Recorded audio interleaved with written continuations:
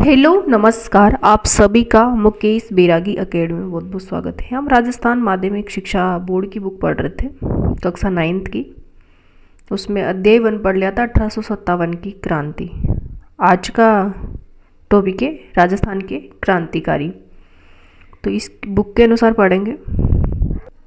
ये बुक राजस्थान के सभी स्टूडेंट्स के लिए उपयोगी है, चाहे जिसकी भी परीक्षा दे रहे हो आप, second grade, first grade, treatments, LDC, सभी के लिए उपयोगी है। सभी स्टूडेंट को इसको पढ़ना चाहिए। तो पढ़ते हैं अध्याय 2, राजस्थान के प्रमुख क्रांतिकारी। दिल्ली की बादशाहत के कमजोर होने के साथ ही यहाँ अंग्रेजों को अपने पांव पसारने का अवसर मिला। राजस्थान में सामंतवाद के सबसे क्रूर और घृणित रूप अंग्रेजों के शासनकाल की देन थी। यानी कि सामंतवाद है ना, राजस्थान में अंग्रेजों की शासनकाल की देन थी, परंतु इसी काल के आरंभ होने के साथ ही उस शासन का विरोध भी आरंभ हो गया। इस दौर की अनेक साम्राज्य विरोधी कविताओं का संबंध भरतपुर से है। साम्राज्य विरोधी कविताओं का संबंध भरतपुर से है। मराठा सरदार होलकर ने यहाँ शरण ली थी भरतपुर में। भरतपुर के राजा रणजीत सिंह, तो भरतपुर रणजीत कहाँ के राजा थे? भरतपुर के। अंग्रेजों से संधि के बावजूद होलकर को अंग्रेजों के हवाले करने से इनकार कर दिया। रणजीत ने भरतपुर के रणजीत ने है ना अंग्रेजों से संधियाँ कर ली थी, फिर भी होलकर को अंग्रेजों के, यानी कि अंग्रेजों के संधि के बावजूद भी होलकर को अंग्रेजों के हवाले करने से इनकार कर दिया। इस बार अंग्रेजों ने भरतपुर पर क्या कर दिया? हमला कर दिया। आगे प्रमुख पंक्तियां जो बांकीदास की है। आछो गोरा हट जा, राज भरतपुर कोरे गोरा हट जा, भरतपुर गढ़ बांको किलोरे बांको गोरा हट जा। तो किनकी पंक्तियां हैं? कविराज बांकीदास। अगर बांकीदास जी की बात करें ना, तो ये जोधपुर के महाराजा मानसिंह के आश्रित कवि थे, और मानसिंह ने इनको है ना कविराज की उपाधि भी दी थी। इनके राज कवि और काव्य गुरु तो इनको कविराज की उपाधि भी किसके द्वारा दी गई थी? तो मानसिंह के द्वारा दी गई थी। और इनके प्रमुख ग्रंथ भी है, जैसे कि बांकीदास ख्यात बांकीदास का है, दातार बावनी, कुकवि बतीसी, नीति मंजरी, मानजशो मंडन, बुरजात भूषण। तो इनके ग्रंथों से भी क्वेश्चन आ जाते हैं कि इनकी बांकीदास ख्यात किसकी है? दातार बावनी, कुकवि बतीसी, नीति मंजरी, मानजशो मंडन और बुरजात भूषण किसके ग्रंथ हैं? तो बांकीदास के हैं। और ये कहाँ के थे? तो जोधपुर के नरेश मानसिंह के आश्रित कवि थे, वहाँ के राजकवि और काव्य गुरु थे, और मानसिंह ने इनको है ना कविराज की उपाधि भी दी थी। उनकी ग्रंथावली नागरी पटचारणी सभा से 3 खंडों में प्रकाशित हो चुकी है। इनकी लिखित तथा संकलित राजस्थान में 2700 ऐतिहासिक बातें भी है। विभिन्न भाषाओं की जानकारी के साथ साथ इतिहास का भी इन्हें बहुत अच्छा ज्ञान था। इनका निधन 1833 ईस्वी में हुआ था। उदन विलायत किलकता कानपुर आव्या, ममोही लंक मद्रास मेला, यलमदुर वहन अंग्रेज वाटन चला, भरत ऊपर हुआ मेला। इनकी पंक्तियां हैं बांकीदास जी की। विलायत से आकर अंग्रेज अपने इल्म के बल पर कलकत्ता, कानपुर, बंबई, मद्रास तक अधिकार करता चला गया, और अब वो भरतपुर पर चढ़ आया। ये सब नगर जिस देश में है उसका नाम भरतखंड है। अंग्रेजों ने जो फौज बटोरी है वह इसी देश के विभिन्न प्रदेशों के लोगों से बनी है। ये बांकीदास है, कवि राजा बांकीदास का चित्र है, और ये इनकी पंक्तियां है। सेन रिजमंट असंग पलटना तणे संग, बड़ तिलंक बंग किलंग तना मिलिया, अबंग जंग भरतखंड पार का, ऊषर हुए मार का वजन रहे दुरंग मिलिया। कविता में उल्लास का स्वर है, क्योंकि अंग्रेज आक्रमणकारी विजय न हुए थे। गीत की 2 मजेदार पंक्तियां भी है। तया बलिहीन लश्कर फिरंग तानरा, चिण इनानरा इलम चलिया। फिरंगिस्तान का लश्कर बलहीन हो गया। चीन और यूनान से जो इल्म सीखा था, इसका अर्थ है ये, वह व्यर्थ हो गया। भारत के सामंत बिना लड़े ही अपनी भूमि शत्रु को सौंपते जाते हैं। इससे कवि बांकीदास बहुत दुखी थे। इन सामंतों में राजस्थान के सामंत सबसे आगे हैं। इनकी ये प्रसिद्ध पंक्तियां है। आयो अंग्रेज मुल्क रे ऊपर, आयो अंग्रेज मुल्क रे ऊपर, आहस लीदा खेची उड़ा, दणिया मरे न दीदी धरती दृढ़िया उबो गही दरा। अंग्रेज मोलकर पर चढ़ाया, उसने देश का सत खींच लिया। अब के स्वामियों के कभी प्राण रहते भी धरती उनके हाथ से निकल गई। गीत के अंत में राज्यों का नाम लेकर कवि ने उनके स्वामियों को फटकारा है। पुरजोदान उदयपुर जयपुर ये धरा खूटा परियाण। आके गही आवसी आके बांके आसल किया बखान। जोधपुर उदयपुर जयपुर आदि ने अपने गौरव का नाश कर दिया। देश को गुलाम होना था और वह हो गया। जब आज़ाद होना होगा तब हो जाएगा। तुमरे किए अब कुछ नहीं होने वाला। सच्ची बात को मैंने सच्चाई के तरीके से प्रकट कर दिया। अंग्रेजों से संधि करके गद्दी बचाए रखने वाले सामंत वास्तव में स्वाधीन नहीं है। यह तथ्य कवि बांकीदास के सामने स्पष्ट है। आगे स्थिति बदलेगी और आशा है, ये आशा बांकीदास को भी थी कि आगे स्थिति बदलेगी। सन 1857 ईस्वी से पहले ब्रिटिश फौज के कुछ सैनिकों ने राजस्थान में विद्रोह किया था। इस प्रसंग में डूंगजी और जवारजी प्रसिद्ध हुए। तो इनसे संबंधित भी क्वेश्चन आ जाता है, डूंगजी और जवारजी। उन पर लोकगीत रचे गए। राजस्थान स्वतंत्रता संग्राम काव्य में दिए हैं। विवरण के अनुसार 1818 ईस्वी में अंग्रेजों से संधि की। शेखावाटी क्षेत्र के लोगों ने इसका विरोध किया। विरोध के दमन के लिए अंग्रेजों ने शेखावाटी ब्रिगेड संगठित किया। 1834 में डूंगजी के नेतृत्व में ब्रिगेड के कुछ सैनिकों ने विद्रोह कर दिया। 1838 ईस्वी में अंग्रेजों ने डूंगजी को पकड़ लिया और उन्हें आगरे की किले में कैद कर लिया। जवारजी ने अपने सहयोगियों को लेकर किले पर हमला किया और डूंगजी को छुड़ा लिया। वहां से निकलकर इन्होंने नशीराबाद की छावनी पर हमला किया और अंग्रेजों का खजाना लूट लिया। इससे उनके साहस और शौर्य की गाथा सर्वत्र फैल गई। अनेक समकालीन कवियों ने उन पर अनेक कविताएं लिखी। लोक में उनसे संबंधित गाथा जो छावनी के नाम से प्रसिद्ध है गाई जाने लगी। अंग्रेजों के विरुद्ध वीरतापूर्ण कार्यों से प्रेरित होकर जो लोक कविता रची गई वह इस राजस्थान की जनता के नव जागरण का माध्यम बनी। 1857 ईस्वी का स्वागत कवि सूर्यमल अथवा सूरजमल ने किया। बिरमा बरसा बीतियो गण चोचंद गुणीस बिसहर तिरु गुरु जैट बद समय पलटी शीस। ये राजस्थान के महाकवि सूर्यमल मिश्रण का चित्र है और ये प्रमुख कवि थे। इनका प्रमुख वीर सत्सई ग्रंथ है जो 1857 की क्रांति का वीर सत्सई में 1857 की क्रांति का वर्णन किया है। इनकी बात करें तो ये बूंदी नरेश महाराव राम सिंह के आश्रित कवि थे। तो महाकवि सूर्यमल किसके आश्रित कवि थे? महाराव राम सिंह के आश्रित कवि थे।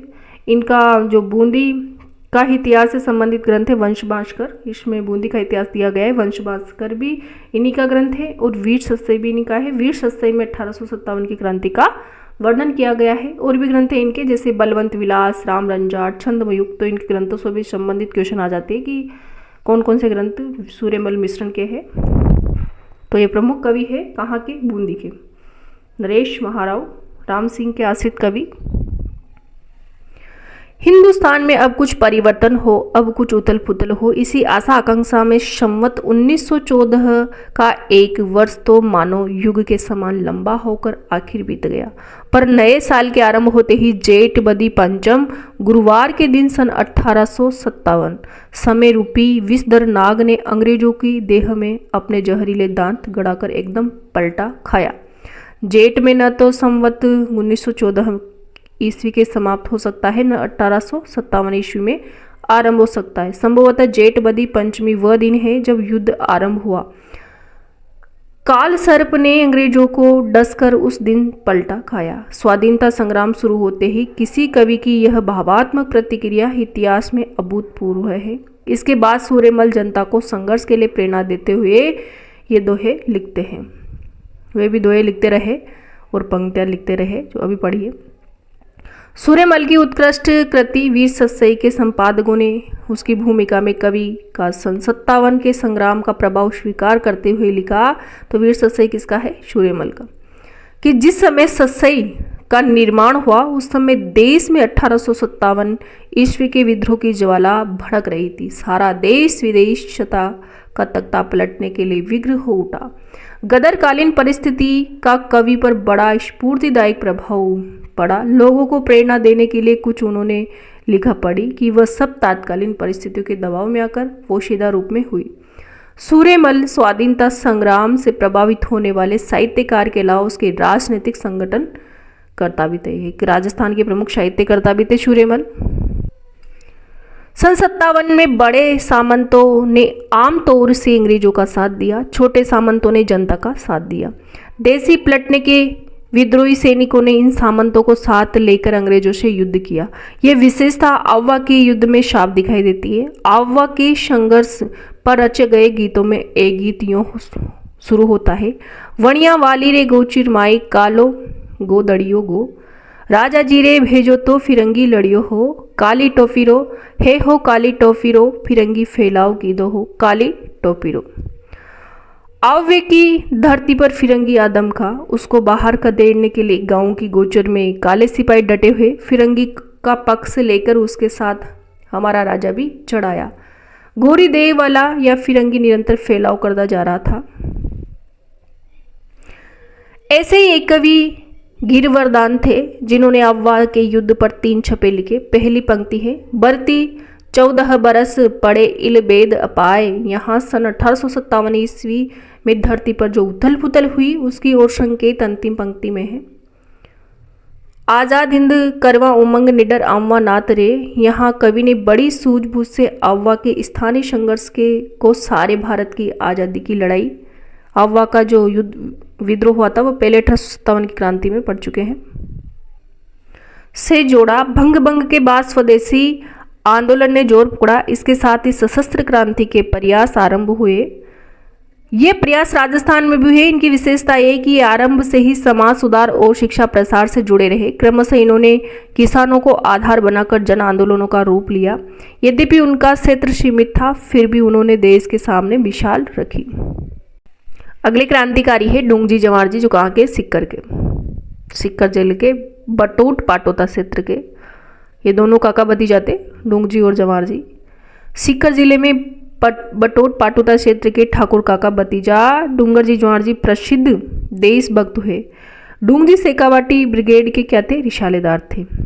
बाद में वे नौकरी छोड़कर धनी लोगों से देश की आज़ादी के लिए धन मांगने लगे और धन नहीं मिलने पर उनके यहाँ डाका डालने लगे।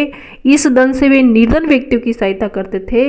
इन दोनों ने अपने साथियों की सहायता से कई बार अंग्रेज छावनियों को लूटा। डूंगजी के साले बेरू सिंह ने, कौन थे डूंगजी के साले, बेरू सिंह ने डूंगजी को भोजन पर अपने यहाँ बुलवाया और वहाँ अत्यधिक शराब पिलाकर उन्हें पकड़वा दिया। साला ही बेकार था इनका, जो बेरू सिंह था, उन्होंने शराब पिलाकर इनको अंग्रेजों को पकड़वा दिया था। अंग्रेजों ने उन्हें आगरा के दुर्ग में बंद कर दिया। डूंगजी की पत्नी की फटकार से डूंगजी की पत्नी ने फटकार लगाई तो जवाहर जी ने उन्हें छुड़ाने की प्रतिज्ञा की। कहा जाता है कि लोठू जी जाट और कर्णा मीणा अपनी वीरता और बुद्धिमत्ता से डूंगजी को छुटा कर लाए थे। तो कौन, लोठू जी जाट भी थे इनके साथ और कर्णा मीणा अपनी वीरता और बुद्धिमत्ता से वापस डूंगजी को अंग्रेजों से छुड़ा के लाए थे। बीकानेर के पास गढ़सीसर में अंग्रेजी फौज ने बीकानेर और जोधपुर राज्य की फौजों के साथ मिलकर डूंगजी जवाहर जी को घेर लिया। जवाहर जी तो भागकर बीकानेर रियासत के खेरकट्टा स्थान पर, कहाँ पर, तो बीकानेर के स्थान है बीकानेर का खेरकट्टा पहुंच गए, जहां महाराज रतन सिंह ने उन्हें प्रेम पूर्वक रखा। बीकानेर के राजा कौन थे, महाराज रतन सिंह थे। उन्होंने इनको क्या रखा, प्रेम पूर्वक रखा। डूंगजी जैसलमेर में गिरदड़ा की काकी मेड़ी पे पहुंच गए। स्थान याद रखना है, काकी मेड़ी कहाँ पे, तो थी जैसलमेर में। डूंगजी जैसलमेर में गिरदड़ा की काकी मेड़ी में पहुंच गए, जहां जोधपुर की सेना ने उन्हें छल पूर्वक कैद करके अंग्रेज सेना को सौंप दिया। इससे लोगों में असंतोष की ज्वाला भड़क उठी। अंग्रेजों ने डूंगजी को वापस जोधपुर राज्य की सेना को सौंप दिया। जोधपुर के दुर्ग में ही डूंगजी का क्या हो गया, निधन हो गया। तो डूंगजी का निधन कहाँ हुआ था, जोधपुर के दुर्ग में। ये दोनों काका भतीजा इंपॉर्टेंट है, यहाँ से क्वेश्चन जरूर आ जाता है। अगले क्रांतिकारी है लोठू जी निठारवाल, जो कि ये भी सिक्कर के थे और डूंगजी जवाहर जी भी सिक्कर के थे। इनका समय है 1804 से 1855 ईस्वी। लोठू जी निठारवाल का जन्म जाट परिवार में 1804 ईस्वी में रिंगस में हुआ था। जहाँ से वह वहाँ के ठाकुर से अनबन होने के कारण अपनी बहन के पास बटोट में आ गए। यहाँ इनका संपर्क डूंगजी और जवारजी से हुआ। जब डूंगजी को अंग्रेजों ने गिरफ्तार करके आगरा की जेल में बंद कर दिया था, तब लोठू जी ने बालू नाई, साकू लोहार और करणा मीणा के साथ, कौन कौन थे, तो बालू नाई, साकू लोहार और करणा मीणा के साथ मिलकर डूंगजी को आगरा से रिहा करवाने की योजना बनाए और अंग्रेजों को चकमा देने के लिए अपने साथियों के साथ एक बारात के रूप में आगरा पहुंचे तथा अदम्य साहस का परिचय देते हुए डूंगजी को रिहा करवा लाए। इसके बाद लोठू जी डूंगरजी और जमार के साथ अंग्रेज विरोधी गतिविधियों में अंजाम देते रहे। 1855 ईस्वी में इनकी मृत्यु हो गई। अगले व्यक्ति है अमरचंद भाटिया, बीकानेर के थे। अमरचंद भाटिया की बात करें तो कहाँ के थे, बीकानेर के। 1793 से 1858 इनका समय है। देश के प्रथम स्वतंत्रता संग्राम 1857 ईस्वी में राजस्थान के प्रथम व्यक्ति जिन्हें ब्रिटिश सत्ता ने फांसी पर लटकाया। तो राजस्थान से प्रथम व्यक्ति थे जिनको सबसे पहले फांसी की सजा दी गई। तो कौन थे, अमरचंद भाटिया। वह राजस्थान निवासी अमरचंद भाटिया था जो ग्वालियर में अपना व्यापार चलाता था। उन्होंने अपनी पूरी धन संपत्ति तात्या टोपे को देने का प्रस्ताव किया जिससे वह आज़ादी की लड़ाई को चालू रख सके। ये कुर्बानी बाद में उनकी फांसी का कारण बनी। अगले व्यक्ति है विजय सिंह पथिक, जो बहुत इंपॉर्टेंट है। यहाँ से किसी न किसी भर्ती परीक्षा में क्वेश्चन आ जाता है। इनके टाइम की बात करें तो 1882 से लेकर 1954 ईस्वी तक इनका टाइम है। ये बिजोलिया के थे। विजय सिंह पथिक का संबंध कहाँ से है, तो बिजोलिया से। अगर इनके मूल नाम की बात करें ना, विजय सिंह पथिक के मूल नाम की, तो इनका मूल नाम भूप सिंह था। जन्म की बात करें तो 1882 में इनका जन्म हुआ था और ग्राम गुडावली बुलंदशहर यूपी में इनका जन्म हुआ था। पिता की बात करें ना, इनके पिता हमीर सिंह गुर्जर थे और माता की बात करें तो इनकी माता कमला कुमारी थी। और ये वीर भारत सभा से जुड़े हुए थे। किससे जुड़े हुए थे, तो वीर भारत सभा से भी ये जुड़े गए थे। भारत के प्रसिद्ध क्रांतिकारी भूप सिंह विजय सिंह पथिक का जन्म 1882 में ग्राम गुडावली जिला बुलंदशहर यूपी में हुआ। इनकी कर्मभूमि राजस्थान रही। ये पैदा कहाँ हुए थे, तो यूपी में हुए थे, लेकिन इनकी कर्मभूमि ना राजस्थान थी। विजय सिंह पथिक वीर भारत सभा एवं राजस्थान सेवा संघ के संस्थापक हैं। इन्होंने वीर भारत सभा की स्थापना की थी और राजस्थान सेवा संघ के संस्थापक भी थे। संपूर्ण भारत में किसान आंदोलन के जनक व चोटी क्रांतिकारी थे जिनका गहरा संबंध बिजोलिया किसान आंदोलन से था। पथिक ने अजमेर में सशस्त्र क्रांति की क्रियान्विति की और क्रांतिकारियों की भर्ती व प्रशिक्षण में महत्वपूर्ण भूमिका निभाई। साथ ही राजस्थान केसरी, नवीन राजस्थान, तरुण राजस्थान आदि समाचार पत्रों के माध्यम से राजस्थान में जनजागृति फैलाने की अग्रणी भूमिका भी निभाई। 1919 में वर्धा में राजस्थान सेवा संघ की स्थापना की गई थी। तो राजस्थान सेवा संघ की स्थापना कहाँ की गई थी, 1919 में वर्धा में। और इन्होंने राजस्थान केसरी पत्र भी निकाला था। और ये राजस्थान में बिजोलिया किसान आंदोलन का नेतृत्व भी इन्होंने किया था। और 21 में नवीन राजस्थान, अजमेर से इन्होंने नवीन राजस्थान और समाचार पत्र निकाला। बाद में नाम बदलकर जब नवीन राजस्थान निकाला था ना अजमेर से, तो इन्हीं का नाम बदल करके तरुण राजस्थान कर दिया गया था। और इनकी बुक भी है एक, what are the Indian status. इनका एक उपन्यास भी है अजमेरू। उपन्यास की बात करें तो इनका उपन्यास भी है अजमेरू। और पथिक प्रमोद जो इनकी कहानी संग्रह भी है। इनकी प्रसिद्ध पंक्तियां हैं कि ऐस वैभव सुख की चाह नहीं, परवाह नहीं, जीवन न रहे, यदि इच्छा है तो ये जगे, जग में स्वेच्छाचार दमन ना रही। इनकी प्रसिद्ध पंक्तियां हैं। विजय सिंह पथिक की मृत्यु की बात करें तो 1954 में हुई थी। अजमेर में मृत्यु 1954 में हुई थी। तो विजय सिंह पथिक की बात करें तो प्रमुख क्रांतिकारी थे। कहाँ के, तो राजस्थान के। अगले प्रमुख व्यक्ति है अर्जुन लाल सेठी। इनका टाइम है 1880 से 1941 तक। मतलब जन्म की बात करें ना इनका, तो जन्म 1880 में हुआ था जयपुर में। जैन परिवार से संबंधित है। अर्जुन लाल सेठी की बात करें तो जैन परिवार से संबंधित है। इन्होंने है ना ICS की परीक्षा भी पास की थी, लेकिन इन्होंने नौकरी नहीं की और ये कहकर नौकरी छोड़ी थी कि मैं राज्य की नौकरी करूंगा तो अंग्रेजों को भारत से बाहर कौन निकालेगा। तो पढ़ते हैं अर्जुन लाल सेठी को। राजस्थान में स्वतंत्रता आंदोलन के प्रसिद्ध स्वतंत्रता सेनानी और क्रांतिकारी अर्जुन लाल सेठी, जन्मभूमि जयपुर रही इनकी। अर्जुन लाल सेठी ने राजस्थान में सशस्त्र क्रांति और जन जागृति का अलग जगाया। सेठी जी ने जयपुर में सन 1905 में जैन शिक्षा प्रचारक समिति 1905 में जैन शिक्षा प्रचारक समिति की स्थापना की। तो जैन शिक्षा प्रचारक समिति की स्थापना किसने की? अर्जुन लाल सेठी ने। कब की? 1905 में। उसके तत्वाधान में वर्धमान विद्यालय, वर्धमान छात्रावास और वर्धमान पुस्तकालय चलाए।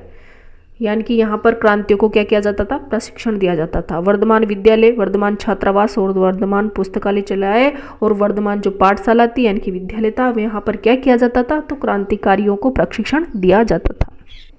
ये अर्जुन लाल सेठी का चित्र है। तत्कालीन जयपुर के महाराजा स्वामी माधो सिंह द्वितीय ने उन्हें राज्य का प्रधानमंत्री बनने की पेशकश की थी। इन्होंने माधो सिंह ने इनसे कहा था कि राज्य के प्रधानमंत्री बन जाओ, लेकिन इन्होंने ना इनकार कर दिया और कहा कि अर्जुन लाल नौकरी करेगा तो अंग्रेजों को भारत से कौन निकालेगा। सेठी जी ने देश के भावी क्रांति के लिए युवकों को तैयार किया। जोरावर सिंह, प्रताप सिंह और माणिक चांद, मोती चंद और विष्णुदत्त आदि क्रांतिकारी इन्हीं विद्यालय से जुड़े थे। तो कौन कौन से स्टूडेंट थे? जोरावर सिंह, प्रताप सिंह, माणिक चंद, मोती चंद, विष्णुदत्त आदि क्रांतिकारी थे जो किससे जुड़े थे? वर्धमान पाठशाला से जुड़े हुए थे। और यहाँ पर इनको है ना प्रशिक्षण दिया जाता था।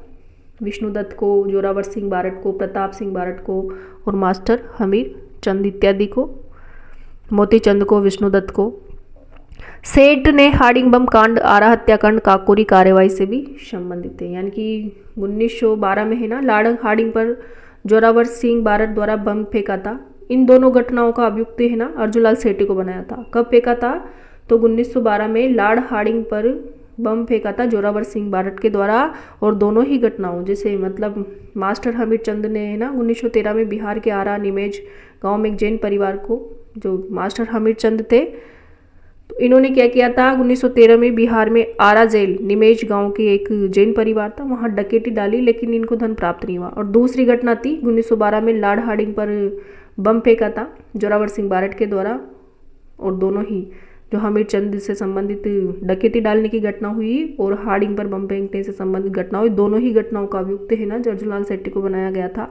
फिर है ना इनको मद्रास की जेल में, फिर अर्जुन लाल सेठी को मद्रास की वेलूर जेल में रखा गया था। तो मद्रास की वेलूर जेल में किसको रखा गया था? अर्जुन लाल सेठी को। और 1920 में फिर ये जेल से रिहा हुए थे। और कब हुए थे? तो 1920 में ही जेल से रिहा हुए थे।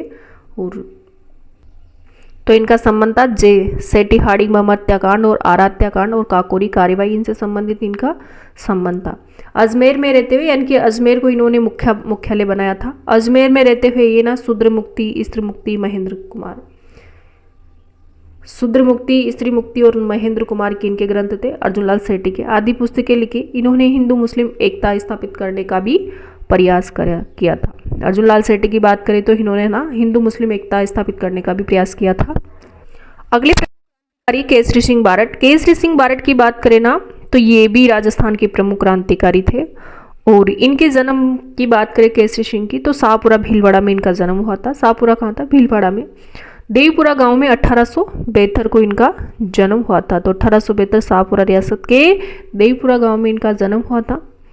1903 में वायसराय लॉर्ड कर्जन द्वारा आहूत दिल्ली दरबार में शामिल होने से रोकने के लिए उन्होंने उदयपुर के महाराणा फतेह सिंह को संबोधित करके चेतावनीरत चुंगटिया नामक 13 सोटे लिखे थे। तो 1903 में महाराणा फतेह सिंह को इन्होंने 13 सोटे लिखे थे, चेतावनी चुंगटिया नामक 13 सोटे लिखे, जो उनके अंग्रेज के विरोधी भावनाओं को स्पष्ट अभिव्यक्ति है। ब्रिटिश सरकार की गुप्त रिपोर्टों में राजपूताना में विप्लव फैलाने के लिए केसरी सिंह बारट व अर्जुन लाल सेठी को खासकर जिम्मेदार माना गया।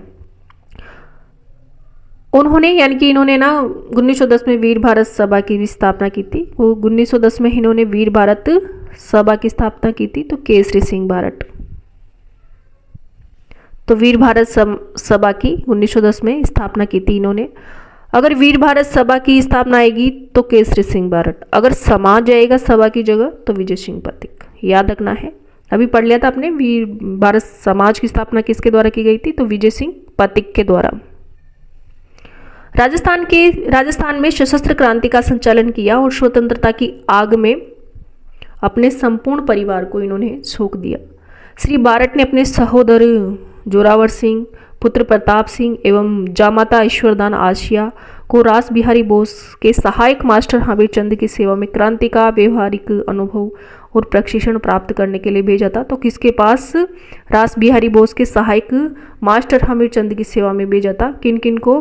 तो अपने भाई जोरावर सिंह को, पुत्र प्रताप सिंह को और इनके जामाता ईश्वरदान आशिया को। सभी इनके परिवार के सभी सदस्य किसमें जुड़े हुए थे? तो क्रांतिकारी सेवा से जुड़े हुए थे। ये केसरी सिंह बारट का चित्र है। रास बिहारी बोस ने इनके बारे में कथन भी कहा था।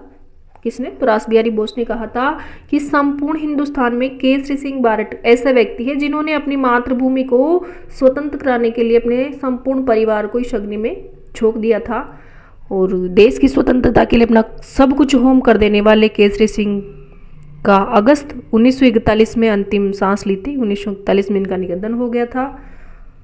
ठीक है ना। इनकी प्रसिद्ध पुस्तकें भी है जैसे रूठी रानी, दुर्गादास चरित, राज सिंह चरित, प्रताप सिंह चरित।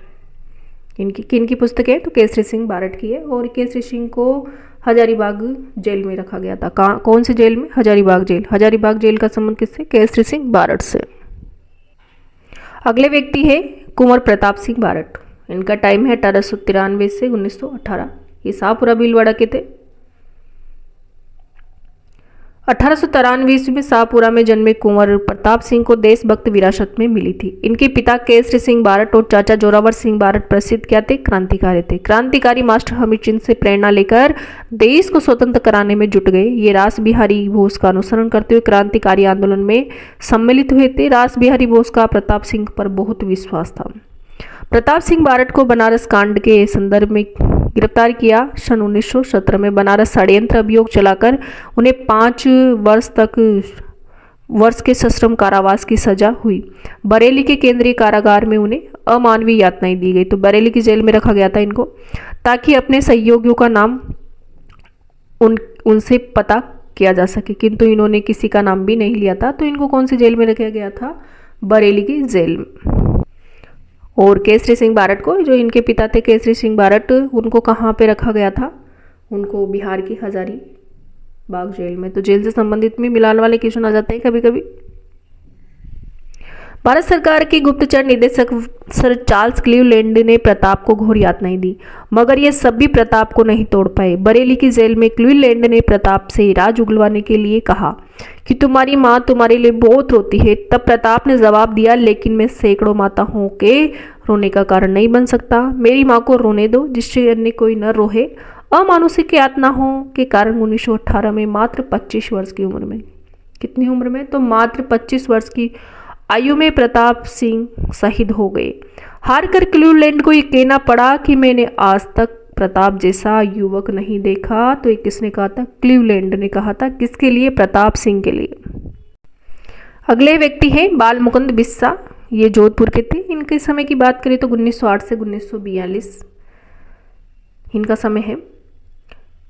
इन्होंने नागौर में चरखा संघ व कद्दर भंडार की स्थापना की। इनका प्रचार प्रसार किया था। तो चरखा संघ और कद्दर भंडार की स्थापना किसके द्वारा? बाल मुकुंद बिस्सा।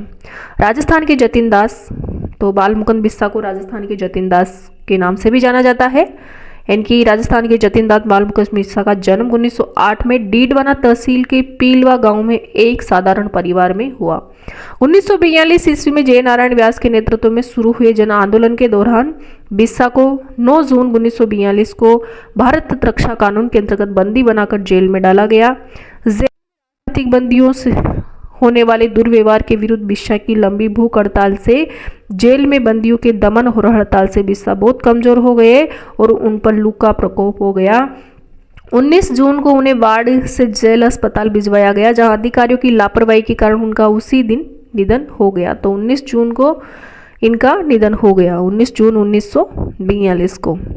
बिस्सा के निधन का समाचार समूचे नगर में बिजली की तरह फैल गया। देखते ही देखते अस्पताल व सामने लोगों की भीड़ इकट्ठी हो गई। उस जमाने के लगभग 1 लाख लोगों ने मीलों पैदल चलकर उनकी अंत्येष्टि में भाग लिया। अगले प्रमुख व्यक्ति है सागरमल गोपा। सागरमल गोपा का संबंध जैसलमेर से है। जैसलमेर में जन्मे सागरमल गोपा जीवन पर्यंत अपनी जन्मभूमि के दुखों को दूर करते रहे। इन्होंने हत्याचारी निरंकुश राजशाही का कड़ा विरोध किया कर जैसलमेर राज्य में राजनीतिक चेतना उत्पन्न करने के लिए साथ साथ शिक्षा प्रसार कर विशेष जोर दिया। गोपा ने आज़ादी के दीवाने रघुनाथ सिंह का मुकदमा और जैसलमेर के गुंडाराज, तो आज़ादी के दीवाने रघुनाथ सिंह पर मुकदमा, जैसलमेर के गुंडाराज किसकी पुस्तकें हैं? सागरमल गोपा की। छुपाकर पुस्तकें छुपाकर वितरित की, जिसमें जैसलमेर राजशाही के काले कारनामे की लंबी सूची व उनकी कटु आलोचना की। इसके लिए इनको राज के कोप का भाजन बनना पड़ा। इन्हें राजद्रोह के आरोप में 24 मई 1941 ईस्वी को जेल में डालकर इन पर अमानवीय अत्याचार किए गए और जेल में अप्रैल 1946 पर इन पर तेल छिड़क कर आग लगाकर इनकी हत्याचारी सत्ता से जीवित जला दिया। इनको जीवित जला दिया था 1946 में। अगले व्यक्ति है नानाबाई खाट, जो रास्तापाल डूंगरपुर के हैं। नानाबाई खाट के हैं तो रास्तापाल डूंगरपुर प्रजा मंडल ने उत्तरदायी शासन की स्थापनार्थ एवं रियासती अत्याचारों के विरुद्ध 1947 में आंदोलन चलाया, जिसे माणिक्यलाल वर्मा का निर्देशन प्राप्त था। रास्तापाल में नानाबाई खाट ने प्रतिज्ञा की कि जब तक मेरी जान रहेगी तब तक मैं अपने गांव रास्तापाल की पाठशाला बंद नहीं होने दूंगा। इस निर्णय की जानकारी जब जागीरदार ने रियासत को दी तो पुलिस सुप्रिटेंडेंट और जिला मजिस्ट्रेट पाठशाला को जबरन बंद कराने 18 जून 1947 को दल बदल सहित ग्राम रास्तापाल पहुंच गए। नानाबाई काट ने उत्तर दिया कि प्रजामंडल के आदेश से ही पाठशाला बंद की जा सकती है। मजिस्ट्रेट ने कहा कि मैं महारावल का आदेश लेकर आया हूं। नानाबाई ने महारावल का आदेश मानने से इनकार कर दिया। तब डंडों और बंदूक के कुंदों से पाठशाला के आंगन में ही नानाबाई काट की निर्मम पिटाई की गई। बंदूकों के प्रहारों आघातों से इतने घायल हो गए कि चिर निद्रा में ये सो गए। अगले व्यक्ति है सरदार हरलाल सिंह, जो झुंझुनू के हैं। सरदार हरलाल सिंह का संबंध झुंझुनू से है। सरदार हरलाल सिंह का जन्म झुंझुनू जिले के हनुमानपुरा गांव में 1901 में हुआ था। सरदार हरलाल सिंह अशिक्षित थे। हरलाल सिंह ने रियासती एवं जागीरदारी जुल्मों को डटकर विरोध किया। किसान और प्रजामंडल आंदोलन में इन्होंने सक्रिय भूमिका निभाई। विद्यार्थी भवन झुंझुनू की स्थापना कर उसे राजनीतिक एवं सामाजिक गतिविधियों का केंद्र बनाया। इसी केंद्र से उन्होंने किसान आंदोलन का संचालन किया। कुशल नेतृत्व के कारण सहयोगियों ने उन्हें सरदार की उपाधि दी। तो हरलाल सिंह को इनके कुशल नेतृत्व के कारण है ना, इनके सहयोगियों ने इनको उपाधि दी गई थी, तो सरदार। अगले व्यक्ति है कप्तान दुर्गा प्रसाद, जो नीमका थाना से हैं।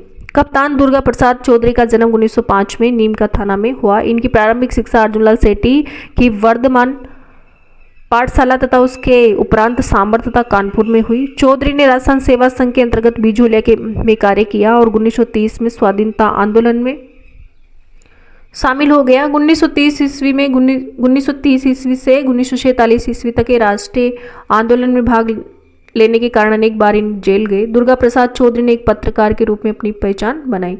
इन्होंने अजमेर और जयपुर से प्रकाशित दैनिक नवज्योति का लंबे समय तक संपादन किया। राजस्थान की क्रांतिकारियों से संबंधित अगली प्रमुख व्यक्ति है जानकी देवी बजाज, जो सिक्कर से संबंधित है। जानकी देवी बजाज के जन्म की बात करें तो लक्ष्मणगढ़ के सेठ गिरधारी लाल जाजोदिया के यहाँ 1893 में। कब? तो 1893 ईस्वी में मध्य प्रदेश के झावरा कस्बे में हुआ था। 1902 में जमनालाल बजाज के साथ जानकी देवी बजाज का विवाह हो गया था। तो इनके पति का नाम क्या था? जमनालाल बजाज। जमनालाल बजाज की पत्नी थी जानकी देवी बजाज और इन्हें ससुराल में वृद्धा में रहना पड़ा। सर्वप्रथम जानकी देवी ने जड़ परंपराओं को तिलांजलि दी और खुलकर सत्याग्रह में भाग लिया। बजाज जी के देहांत के बाद इनको गौ सेवा संघ के अध्यक्ष बनाया गया और एक जयपुर प्रजामंडल में 1944 ईस्वी में के अधिवेशन की अध्यक्ष भी चुनी गई। तो जानकी देवी बजाज को 1944 के अधिवेशन में जयपुर प्रजामंडल के अध्यक्ष के रूप में चुना गया। अगली प्रमुख व्यक्ति है अंजना देवी चौधरी, जो सिक्कर से हैं। ये भी अंजना देवी चौधरी भी सिक्कर से संबंधित है। इनका जन्म 1897 में सिक्कर जिले के श्री माधोपुर में एक मध्यम वर्गीय परिवार में अग्रवाल परिवार में हुआ। इनका विवाह 1911 में राम नारायण चौधरी से हुआ। तो इनके पति का नाम अंजना देवी चौधरी के पति का नाम क्या था? राम नारायण चौधरी। अपने पति की इच्छानुसार 20 वर्ष की आयु में प्रदापता त्याग कर राष्ट्रीय स्वतंत्रता संग्राम में सहयोग करने का संकल्प लिया। 1921 से 24 में मेवाड़ बूंदी राज्यों की स्त्रियों में राष्ट्रीयता समाज सुधार की भावना को बढ़ावा दिया और उनके साथ सत्याग्रह का कार्य किया। चाहे दलित उत्थान का कार्य रहा हो अथवा अन्य रचनात्मक कार्य, इन्होंने अपने पति का भरपूर साथ दिया। ये समस्त रियासती जनता में गिरफ्तार होने वाली पहली महिला थी। तो अंजना देवी चौधरी है ना, महिलाओं में सबसे पहले गिरफ्तार होने वाली, रियासती जनता में गिरफ्तार होने वाली पहली महिला थी। अगली प्रमुख व्यक्ति है रतन शास्त्री, जयपुर। इनका जन्म 15 अक्टूबर 1912 में खाचरोद मध्य प्रदेश में रघुनाथ जी व्यासी के यहाँ हुआ। इनका विवाह हीरालाल शास्त्री से हुआ। तो हीरालाल शास्त्री की पत्नी है रतन शास्त्री। सन 1929 ईस्वी में ग्राम सेवा उत्थान एवं जन सेवा के उद्देश्य से वनस्थली में ही इन्होंने हीरालाल शास्त्री द्वारा लड़कियों की शिक्षा के लिए स्थापित जीवन कुटीर कार्यक्रम का पूरा सहयोग प्रदान किया। रतन शास्त्री सन 1939 में जयपुर राज्य प्रजा मंडल के सत्याग्रह में आंदोलन में सक्रिय रूप से भाग लिया। सन 1942 ईस्वी में भारत छोड़ो आंदोलन में भूमिगत कार्यकर्ता हो उनके परिवार की इन्होंने सेवा की। जो रतन शास्त्री के पति थे ना, हीरालाल शास्त्री ने है ना वनस्थली निवाई के वनस्थली ग्राम में जीवन कुटीर नामक संस्था की स्थापना की थी और इनका भरपूर सहयोग इन्होंने किया था। और हीरालाल शास्त्री की बात करें तो हीरालाल शास्त्री है ना, जो अपने जयपुर में इनका जन्म हुआ था 1899 में, जो अपने जयपुर के थे। और 1942 में जेंटलमैन एग्रीमेंट में भी प्रमुख रहे थे। जेंटलमैन एग्रीमेंट इनके सहयोग से हुआ था। और राजस्थान के मुख्यमंत्री भी बने थे। प्रथम मनोनीत मुख्यमंत्री थे हीरालाल शास्त्री, राजस्थान के प्रथम मनोनीत मुख्यमंत्री थे। अगले व्यक्ति है रमा देवी, जयपुर की। इनका जन्म जयपुर में वेद गंगा सहाय के घर पे हुआ। इनके विवाह 7 वर्ष की उम्र में ही हो गया और 11 वर्ष की उम्र में ये विधवा हो गई रमा देवी। बाद में गांधी विचारधारा रखने वाले नेता लादूराम जोशी से पुनर्विवाह होता। लादूराम जोशी से इनका पुनर्विवाह हुआ। विवाह के बाद खादी पहनना प्रारंभ कर दिया तथा नौकरी छोड़कर पति के साथ राजस्थान सेवा का कार्य किया। बिजोलिया आंदोलन के समय पंडित लादूराम जोशी की पत्नी रमा देवी 1931 ईस्वी में बिजोलिया गई। वहां उन्हें गिरफ्तार कर लिया गया, जहां उन्हें वहां से निकल जाने के लिए कहा, किंतु उनका जवाब था कि जब तक किसानों पर अत्याचार बंद नहीं होंगे वे यहां आती रहेंगी। इन्हें वहां की कोतवाल ने अपमानित किया, पिटाई की, किंतु वे दृढ़ रही। 1930 ईस्वी व 1932 ईस्वी में सत्याग्रह एवं सविनय अवज्ञा आंदोलन में भाग लिया और जेल भी गई। तो कौन? 1930 और 1932 में सत्याग्रह व सविनय अवज्ञा आंदोलन में भाग लिया और जेल गई थी। तो रमा देवी। अगली प्रमुख व्यक्ति है कालीबाई, जो डूंगरपुर से संबंधित है। डूंगरपुर जिले के गांव रास्तापाल के निवासी भील कन्या कालीबाई रास्तापाल की पाठशाला में पढ़ती थी। जून 1947 में डूंगर महाराव के फरमान के बावजूद जब रास्तापाल की पाठशाला बंद नहीं की गई तो पुलिस सुपरिटेंडेंट मजिस्ट्रेट दल बदल सहित पाठशाला बंद कराने पहुंचे। जब पुलिस ने पाठशाला बंद कर इसकी चाबी उसको सुपुर्द करने का आदेश दिया तो प्रजामंडल कार्यवाही नानाबाई खाट ने मना कर दिया। इस पर सिपाहियों ने नानाबाई खाट की पिटाई की और अध्यापक शेंगाबाई को ट्रक से बांधकर घसीटना शुरू किया। ये कालीबाई का चित्र है। 13 वर्षीय भील कालीबाई जो अपने खेत से घास काटकर लौट रही थी, जब उसने अपने गुरु सेंगाबाई को ट्रक के पीछे घसीटते हुए देखा तो भीड़ को चीरती हुई ट्रक के पीछे दौड़ी और चिल्लाने लगी, मेरे गुरुजी को कहाँ ले जा रहे हो? ट्रक को रोकते हुए देखकर उसने सिपाहियों को चेतावनी की परवाह किए बिना दरांती से सेंगाबाई की कमर से बंधी रस्सी काट दी, मगर तभी पुलिस की गोलियों ने कालीबाई को छलनी कर दिया। 18 जून 1947 अंत में अपने गुरु को बचाने के प्रयास में कालीबाई 20 जून और 1947 को दम तोड़ दिया। यानी कि 20 जून 1947 को कालीबाई की मृत्यु हो गई। रास्तापाल में इनकी स्मृति पर एक स्मारक बना हुआ है। रास्तापाल कहाँ है? तो डूंगरपुर जिले में, और डूंगरपुर में ही इनकी स्मृति का स्मारक बना हुआ है। अगली व्यक्ति है किशोरी देवी। किशोरी देवी की बात करें तो सरदार हरलाल सिंह की पत्नी थी। अपने पति के साथ मिलकर सेकावाटी क्षेत्र में जागीर प्रथा के विरोध में राष्ट्रीय आंदोलन में भाग लिया। सीहोट की ठाकुर मान सिंह द्वारा सोतिया का बास नामक गांव में किसान महिलाओं के साथ किए गए दुर्व्यवहार के विरोध में सीकर जिले में कठरातल नामक स्थान, तो कठरातल कहाँ था? सीकर में, किशोरी देवी की अध्यक्षता में एक विशाल महिला सम्मेलन हुआ 1934 ईस्वी में। कब हुआ? तो 1934 ईस्वी में विशाल महिला सम्मेलन आयोजित किया गया, जिसमें क्षेत्र में लगभग 10,000 महिलाओं ने भाग लिया। इंपॉर्टेंट है, यहाँ से कभी कभी क्वेश्चन आ जाते हैं। तो ये था आज का टॉपिक, राजस्थान की क्रांतिकारी, अध्याय 2, राजस्थान माध्यमिक शिक्षा बोर्ड की बुक के अनुसार। तो वीडियो देखने के लिए आपको बहुत बहुत धन्यवाद। अगर वीडियो पसंद आई तो लाइक करें, शेयर करें और कमेंट बॉक्स में कमेंट करें और चैनल को सब्सक्राइब भी करें। Thank you.